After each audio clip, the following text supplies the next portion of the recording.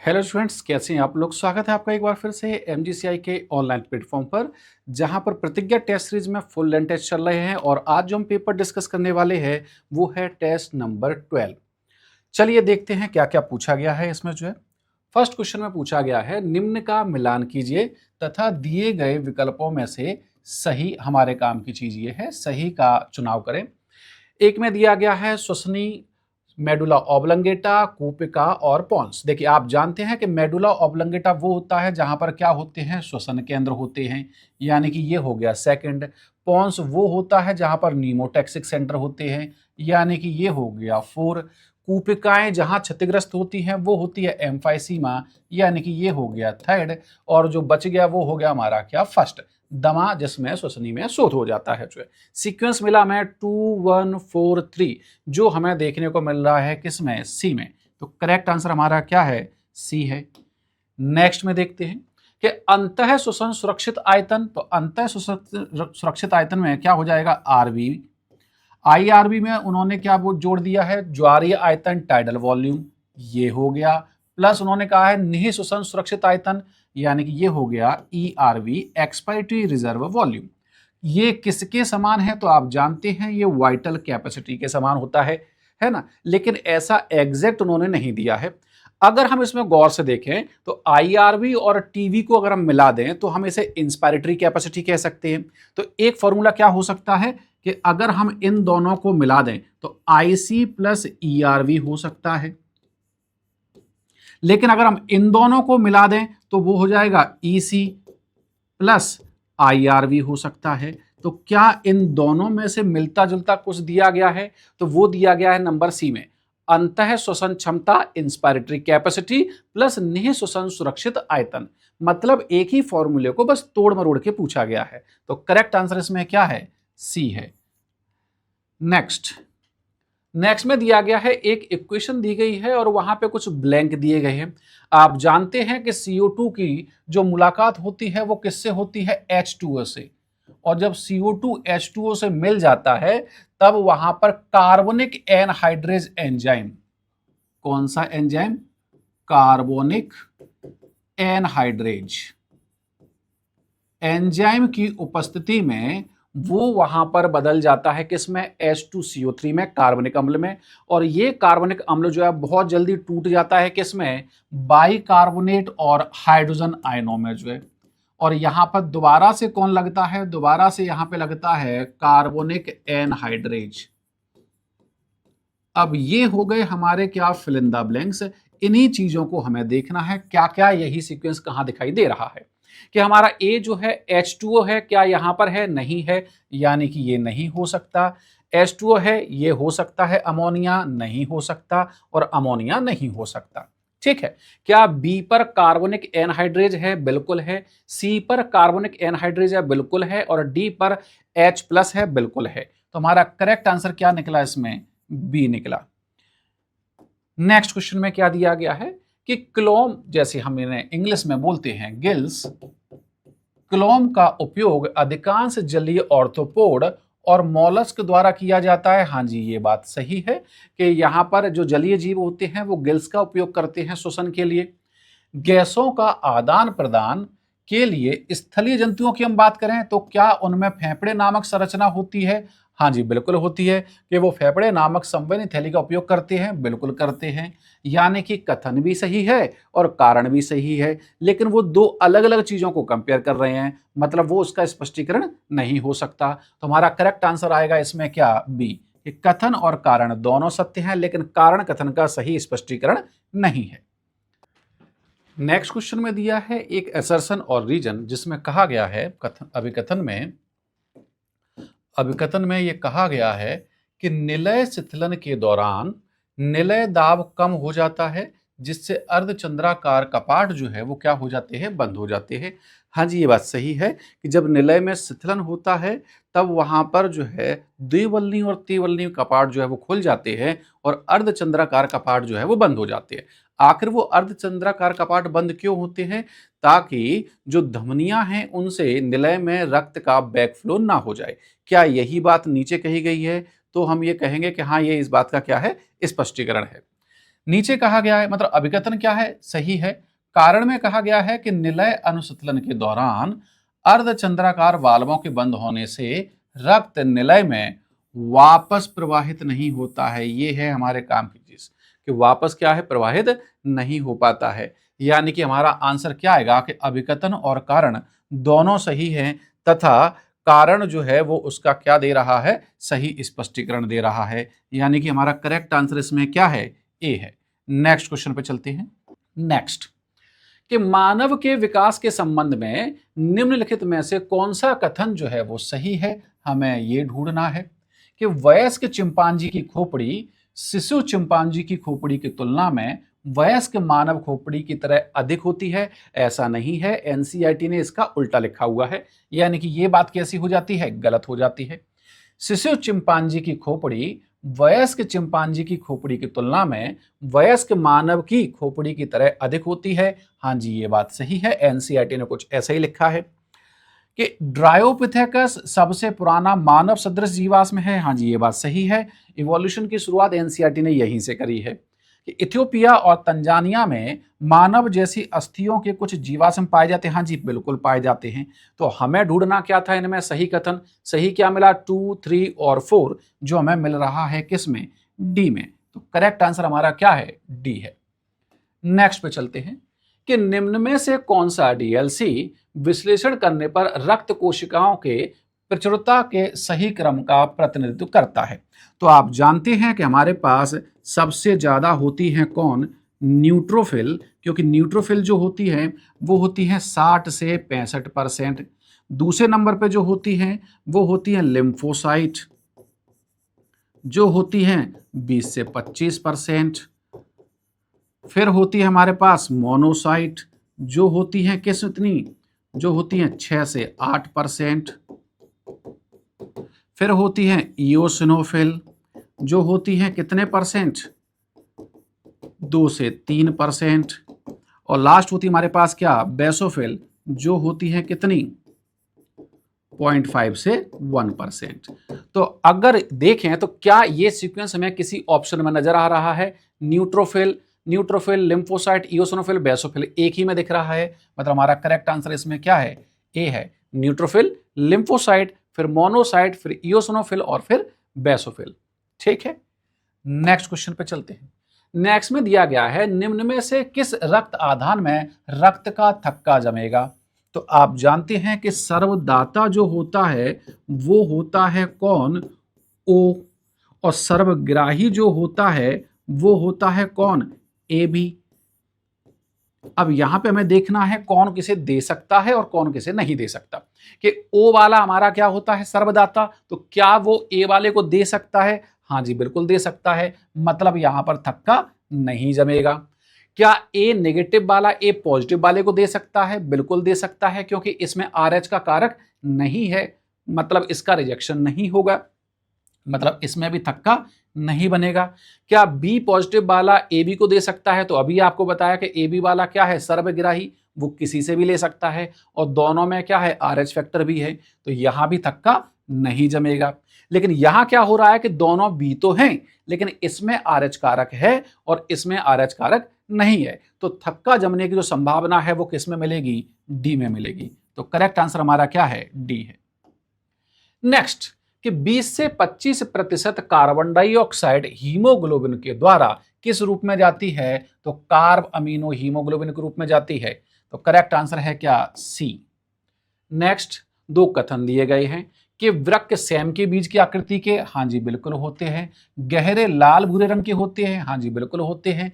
और यह अंतिम वक्षीय से तीसरी कटी कशेरुका के समीप उदर गुहा में आंतरिक पृष्ठ सतह पर स्थित होते हैं, हाँ जी बिल्कुल होते हैं। यानी कि हमारा कथन एक जो है वो कैसा है, सही है। दूसरे में कहा गया है कि वृक्क नलिका जो है दोहरी झिल्ली युक्त एक प्याले नुमा, जिसका नाम है बोमेन कैप्सूल, से प्रारंभ होती है। हाँ जी, ये बात भी सही है। मतलब हमारे दोनों ही स्टेटमेंट कैसे हैं, सही हैं। तो करेक्ट आंसर हमारा क्या है, डी आएगा इसमें जो है। ठीक है, अगले क्वेश्चन पर चलते हैं। अगले में एक चित्र दिया गया है, पूछा गया है ये कौन है, तो एनसीईआरटी ने ये डायग्राम जो दिया है वो दिया है एस्केरिस का, जो है एक हमारा क्या, गोल कृमि। तो हमारा करेक्ट आंसर इसमें क्या है, बी है। नेक्स्ट में यहां पर कुछ मिलाया गया है, देख लेते हैं कि एल्डोस्टेरोन के द्वारा विशिष्ट परिस्थितियों में, तो आप जानते हैं कि नेफ्रॉन पर दो हार्मोन कार्य करते हैं, एक है एडीएच और दूसरा है एल्डोस्टेरोन, और दोनों ही काम करते हैं कहां, डीसीटी पर। तो जो डीसीटी हमारा दिया गया है यहां पर, यानी कि ये हो गया हमारा फर्स्ट। मध्यांश में अंतराली द्रव की उच्च प्राचीनता के रखरखाव में महत्वपूर्ण भूमिका निभाता है, तो ये होता है हमारा कौन, हेनले लूप, यानी कि ये हो गया हमारा 2। शरीर के तरल पदार्थों के पीएच और आयनिक संतुलन को बनाए रखने में सहायता करता है, ये होता है हमारा कौन, संग्रहण नल का, यानी कि ये हो गया 3। और लगभग सभी आवश्यक पोषक तत्व पुनः अवशोषित हो जाते हैं, तो ये होती हैं कहां पर, पीसीटी में, जो है, यानी कि ये हो गया हमारा क्या, 4। तो करेक्ट सीक्वेंस में हमें क्या मिला, 4 1 3 2, जो हमें देखने को मिल रहा है किसमें, डी में। तो हमारा करेक्ट आंसर इसमें क्या है, डी है। नेक्स्ट, कि गुच्छीय निस्यंद की परासरणीय सांद्रता सबसे अधिक कहां होती है, हेनले लूप के यू आकार के घुमाव पर, जहां पर वो घूम रहा होता है। आप जानते हैं एनसीईआरटी ने हेयर पिन की आकृति का कहा है हेनले लूप, तो हेनले लूप में जब एंट्री होती है तब वहां पर 300 मिली ऑस्मोल प्रति लीटर होता है, जो यहां पर घुमाव पर पहुंच के हो जाता है 1200 मिली ऑस्मोल पर लीटर, यानी कि हमारा करेक्ट आंसर कितना है, डी। नेक्स्ट, कि जेजी कोशिकाएं किसके प्रत्युत्तर में रेनिन मुक्त करती हैं, क्या एंजियोटेंसिनोजन की मात्रा को लेकर कुछ है, नहीं है। जीएफआर का स्तर कम हो जाए तब वो वहां पर कुछ मुक्त करती है, हाँ जी बिल्कुल करती है। गुच्छी रुधिर के प्रभाव में कमी आ जाए तब करती है, हाँ जी बिल्कुल करती है। और केशिका गुच्छ के रुधिर दाब में वृद्धि नहीं है, एक्चुअली में वहां पर कमी है, यानी कि ये नहीं हो सकता।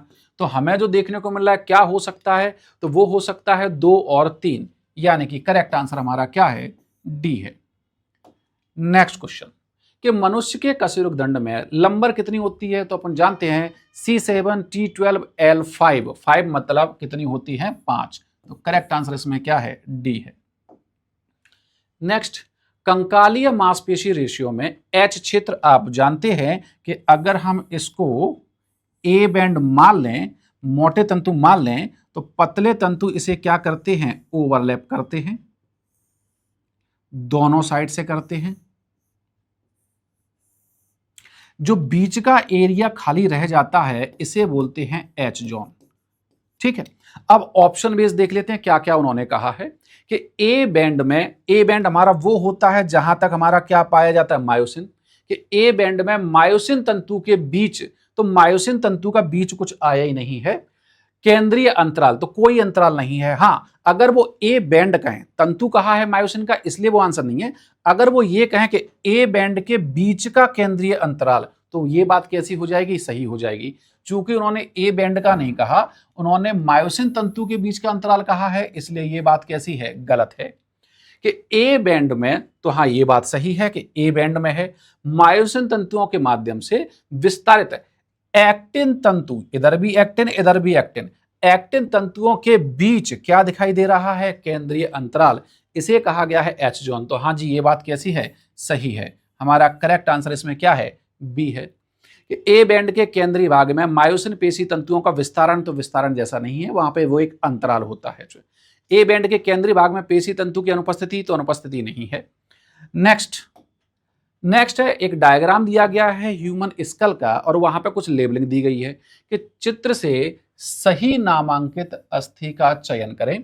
यहां पर डी जो दिखाई गई है वो है क्या, डी जो दिखाई गई है, देखिए ये है फ्रंटल, पैराइटल, ऑक्सीपिटल और टेम्पोरल, ये है हमारी क्या, स्फिनोइड।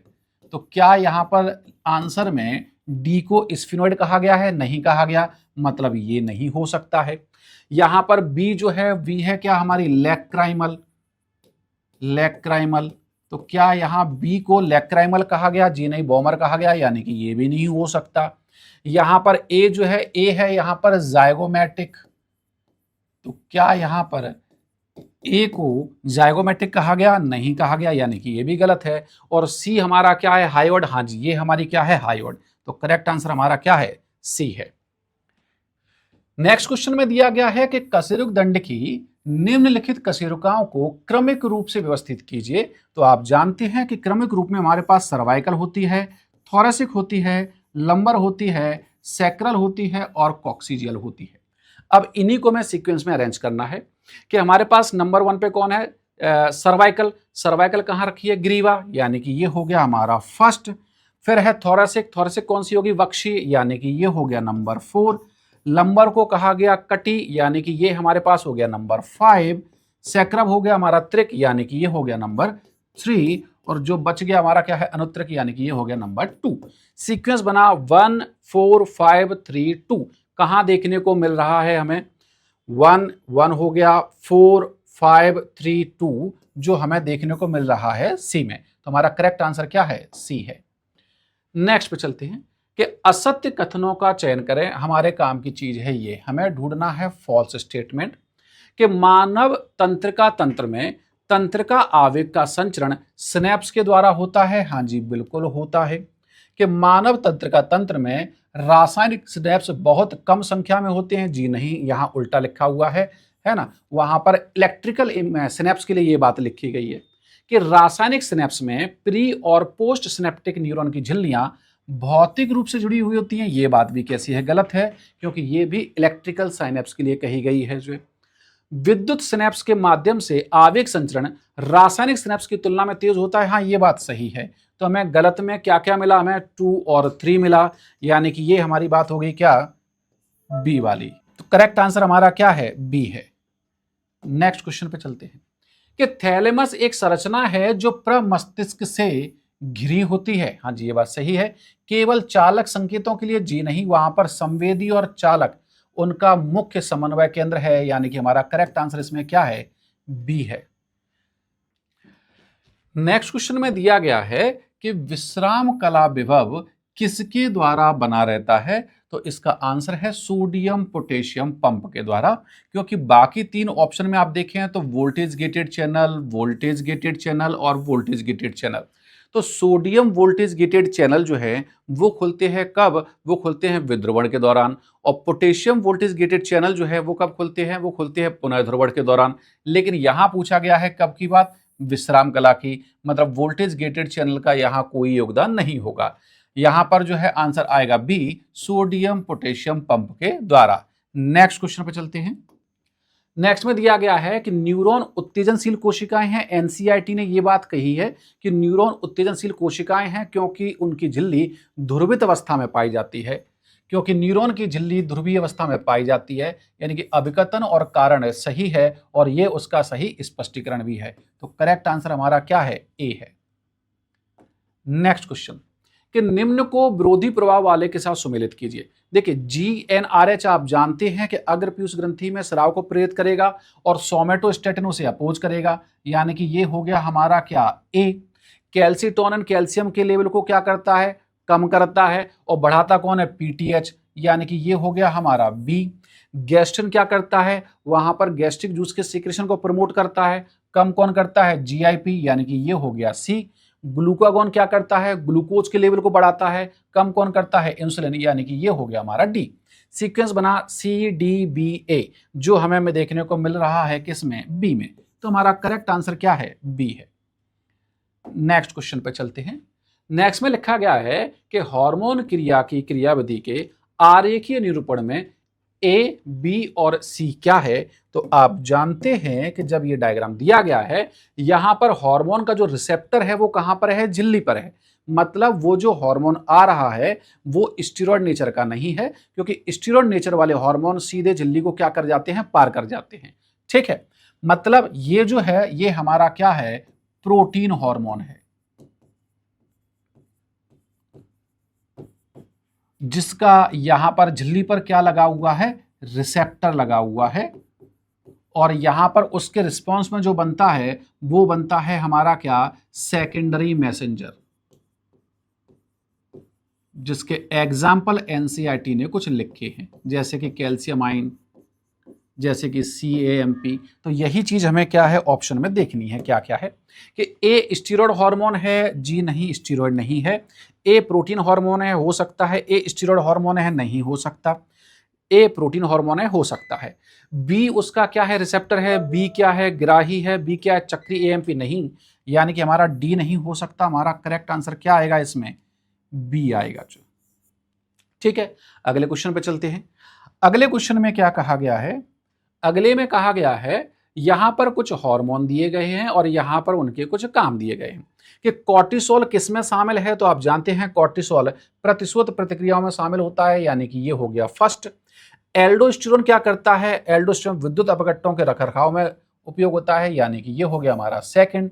इंसुलिन क्या करता है? ग्लूकोज के कोशिकीय अपग्रहण को कम करता है। अगर ग्लूकोज का कोशिकीय अपग्रहण कम हो जाएगा तो रक्त में ग्लूकोज का लेवल बढ़ जाएगा, लेकिन इंसुलिन रक्त में ग्लूकोज के लेवल को क्या करता है? कम करता है। ये काम करता है ग्लूकागॉन, यानी कि ये हो गया 4 और ये हो गया हमारा क्या 3 कि ग्लूकोज समस्थापन का नियमन कर रहा है। सीक्वेंस बना 4 3 2 1 जो हमें देखने को मिल रहा है किसमें? सी में। तो हमारा करेक्ट आंसर इसमें क्या है? सी है। नेक्स्ट कि पीपी एक प्रकार का चयन है जो छोटे और बड़े दोनों आकार के व्यक्तियों का पक्षधर है।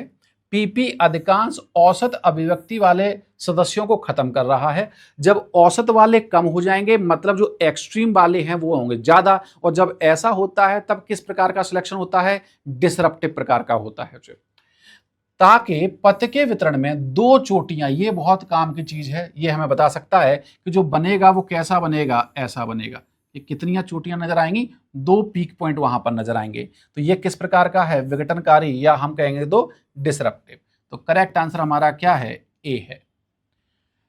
नेक्स्ट क्वेश्चन कि समुद्री घोड़ा क्या है? समुद्री घोड़ा एक समुद्री मछली है। वो घोड़ा सुनकर के आप मैमल्स पे मत चले जाना, वो मैमल्स नहीं है, वो एक फिश है। करेक्ट आंसर है इसका क्या? बी।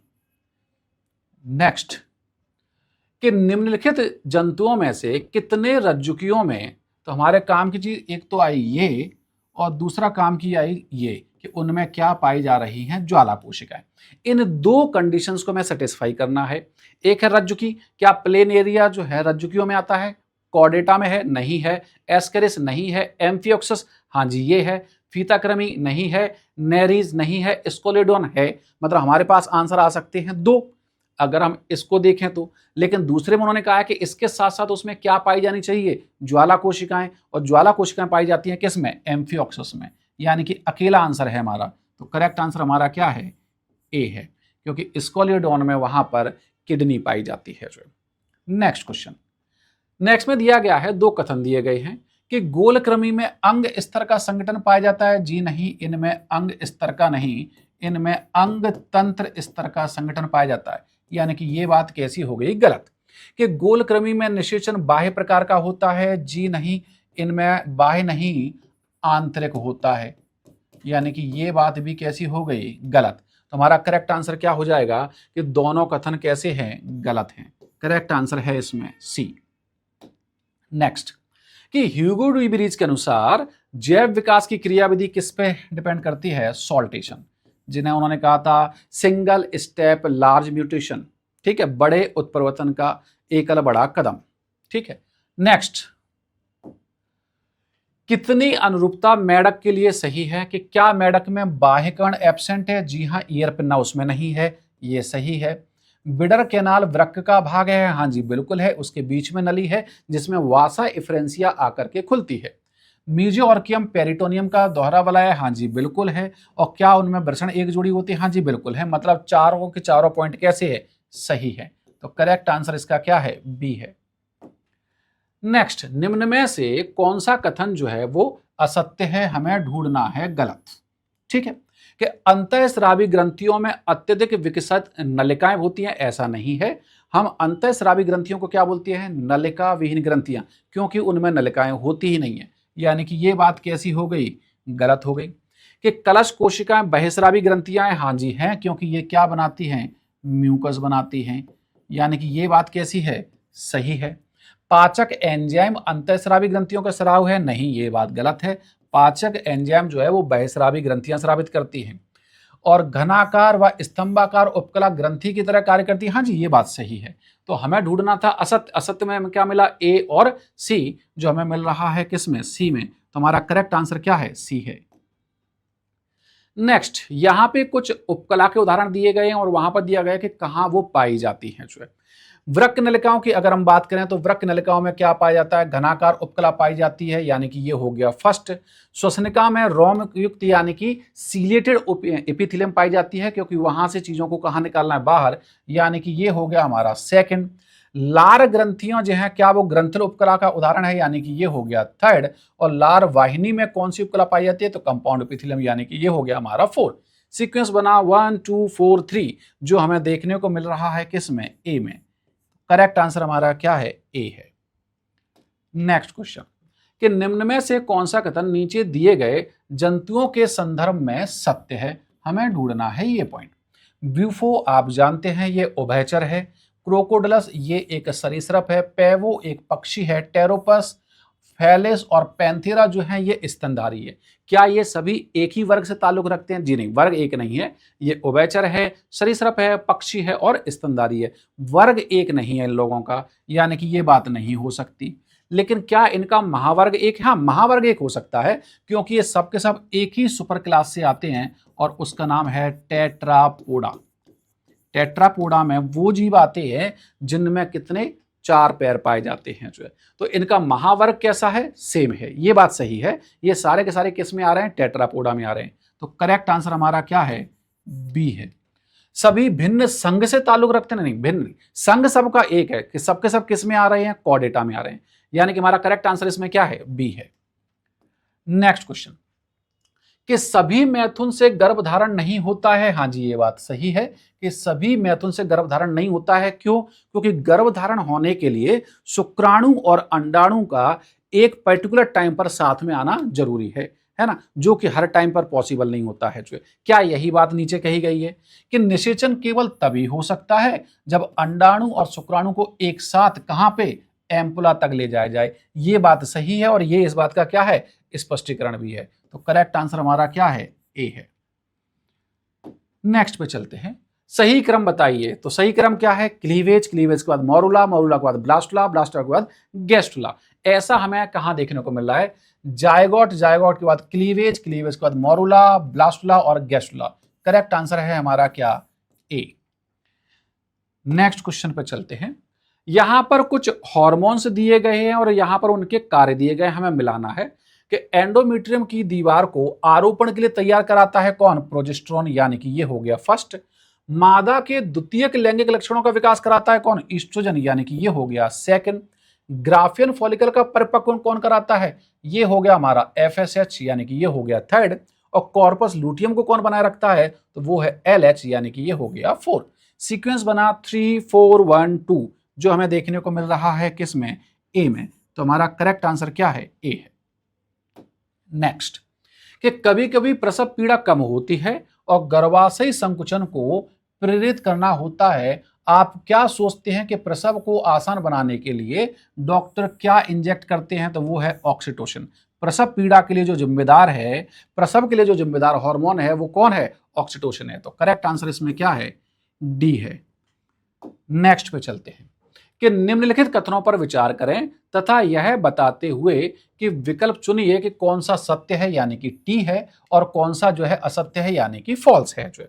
ठीक है, अब हमें देखना है कि गर्भनिरोधक मौखिक गोलियां अंडोत्सर्ग को रोककर जन्म नियंत्रण में सहायता करती है, हाँ जी ये बात सही है। ये अंडोत्सर्ग को रोककर ही कॉन्ट्रासेप्टिव इफेक्ट पैदा करती है।